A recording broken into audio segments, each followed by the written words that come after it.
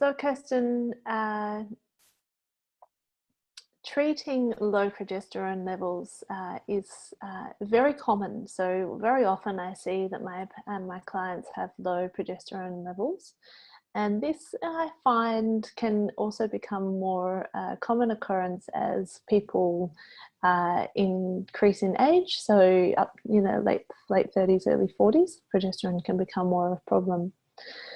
So you can tell if your progesterone might be a problem, because if you take your temperature in the luteal phase, you will notice that your basal body temperature will be up and down throughout the luteal phase, whereas what we want is it to stay nice and high so that the progesterone is strong and it's staying elevated, and then it just drops right before the period.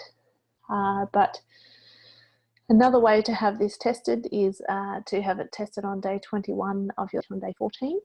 But for anybody else, you would have it 7 days post-ovulation. So if you're ovulating on day 12, you would have your progesterone test on day 19.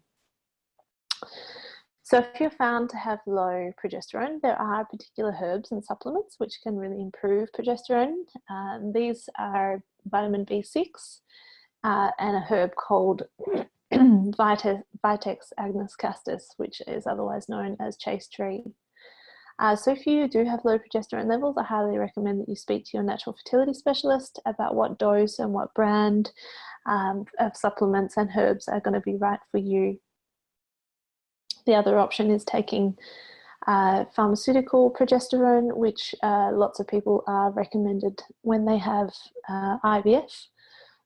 But of course, if we can, we want to actually increase it naturally through the cycle and be increasing progesterone in the corpus luteum.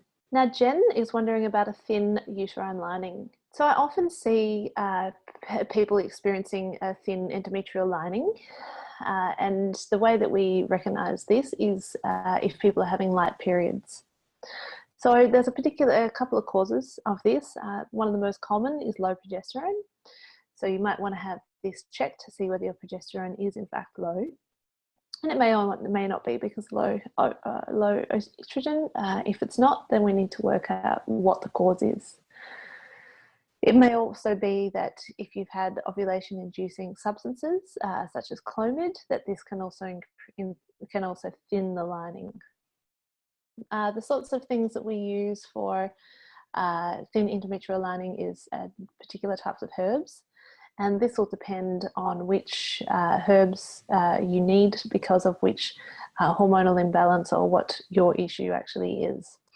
One of the best herbs for this is Dong Quai, but this won't work for everybody if this herb is not correct for you.